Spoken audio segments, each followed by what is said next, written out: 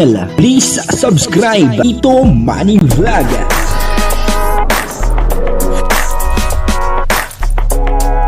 Payagan po si Tito Manny Vlog na mag-reactor para pambiling gamot sa kanya pong karamdaman. Wala man siyang records ng ng awayan.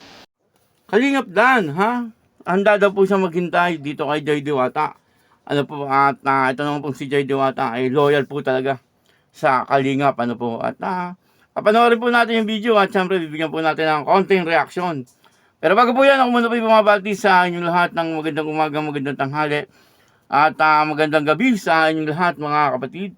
Saan man kayo ng panig ng mundo naroon ngayon ay mag-iingat kayo palagi at pagpalain kayo ng ating Panginoon. Maraming salamat din po sa patuloy na tumatangkilik sa aking YouTube channel at nanonood sa aking video reaction. Patuloy lang po natin suportahan sila Kuya Bal Santos Matubang, Kalingap Rab, Ate Edna Vlog, Jack Tapia at siyempre si Kalingap Dan. Mga kasamahan ko sa Karepa at yung mga Kalingap partner na charity vlogger. Ito po yung video na kung saan ay handang maghintay etong si Kalingap Dan kaya Joy Diwata. Si Joy Diwata po ay loyal talaga sa Kalingap. Ang kabuuan po ng video ito ay mapapanood po natin sa YouTube channel ni Kuya Brooks. Suportahan po natin Kuya Brooks. Ito po yung video. Kaya talagang maraming nagmamahal sa kanya at maraming gustong-gusto siya dahil sa ugali na... Marami sa kanyang bashes, marami pa rin nagmamahal. Pero Parang, kasi 2 taon na mahigit si Joy. Tapos... siya na mahigit pag 2 taon. 2 taon na! Siya yung pinakamatagal na Ay, grabe pala. Tagal. Kasi alam na nagsabi, kung bibigyan ng example sa pagsunod sa pagiging loyal, si Joy ang example kanina na talagang subok niya na. Kahit si Kalingap Rab, believe din sa kanya. Proud din sa kanya. Sa mga sponsor, hindi siya tumidirekta sa sponsors, hindi siya tumatanggap na. Wow, grabe. Ang ganda yun, Sarap na hanggang ngayon ay hindi talaga nagbabago si Joy.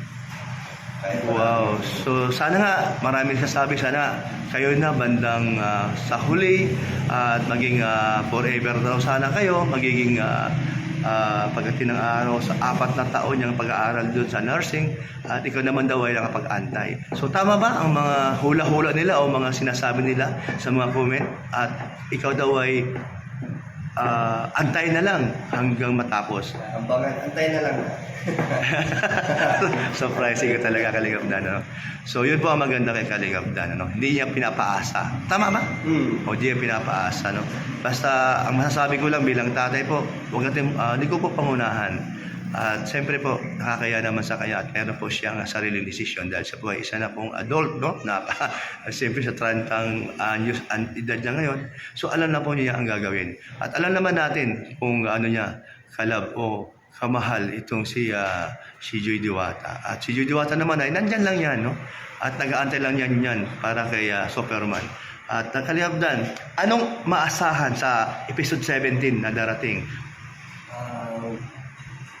Wala pa. Abangan na lang nila kung ano yung mga mangyayari. Pero kanina, kausap ko si Kalingap Rob, baka bukas pag-shoot kayo. Bukas daw. Kaya handa mo sarili mo. Tutuloy yung pasta na bukas daw. Tama ba? No. Tinan mo. Tama na? Di pa sure. Pero meron sa plano. Abangan pa alam eh. Okay, abangan na lang, Basta pag may nandiyan, Kaya kanina natanong lang, Ayun, So, okay, Kung dumating man yan, at darating naman talaga yan, hindi na maiwasan yan, ano ang maasahan ng mga taga-Danjoy ang performance yung dalawa? Lalo na ikaw.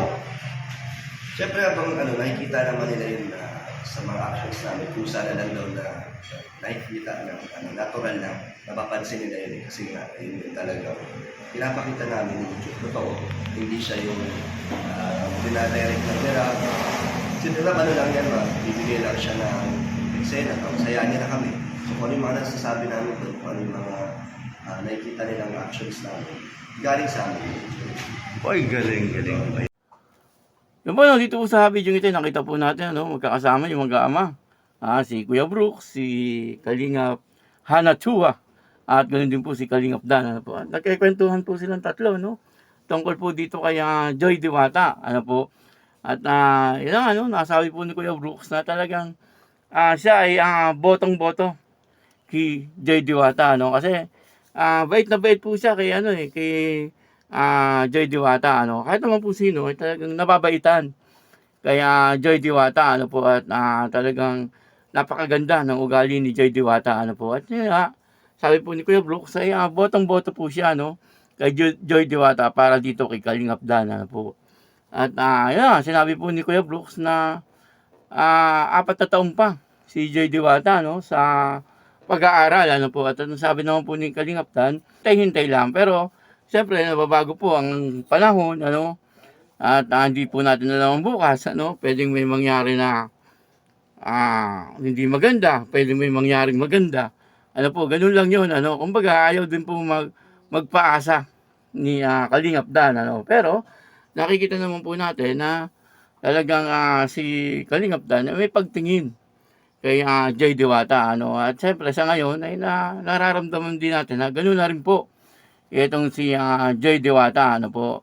Siya mismo nga nagsasabi na talagang humahanga po siya, kay Kalingap Dan, At si Kalingap Dan ay ganoon din, labis din ang paghanga niya kay Joy Diwata, lalong-lalo na po sa pag-uugali ni Joy Diwata at yung pagtsatsaga ni Joy Diwata, po, sa buhay, katulad po nung halos pinagsasabay-sabay niya, po, yung pag-aaral niya, po, at yun siyempre, binablog pa po siya, umuuwi pa po siya doon sa kanila, siyempre, binibisita po niya yung kanyang pamilya, po, kaya, sabi natin na napakatsaga ni Joy Diwata, po, at sa pa po rito, ay talagang sabi ni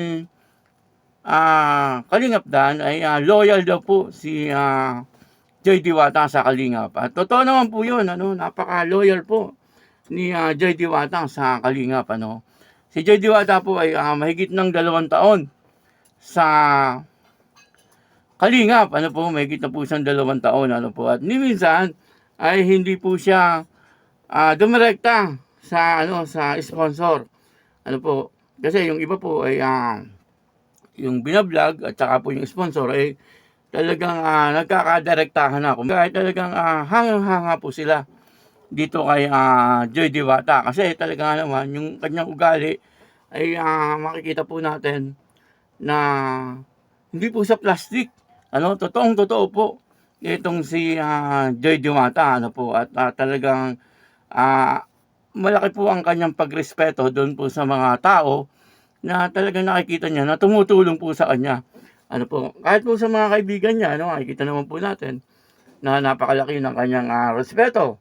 Po, at siyempre kila Kuya Bal, kila Kalingap Rab, ay naandun po ang kanyang respeto talaga, po, na hanggang sa ngayon ay 2 taon na po siyang mahigit, sa Kalingap, pero tuloy-tuloy pa rin po ang blessing na dumarating sa kanya at nanatili po siyang trending, kumbaga ay hindi po siya nakakalimutan ng mga tao, kumbaga lagi pong nakatatak sa isip ng mga tao yung pangalan na Joy Diwata, po. At ngayon nga, yan, meron love team, na Dan Joy, mas lalo na, po, mas lalo nang nag-trending ang pangalan ni Joy Diwata. Siyempre, ganoon din po etong si Kalingap Dan, kumbaga, halos parehas po sila ng ugali ni Kalingap Dan, At yun na nga, si Kuya Brooks ay talagang gustong-gusto po niya itong Dan Joy, po, at bottom-boto po siya kay Joy Diwata, dahil po sa pag-uugali nito.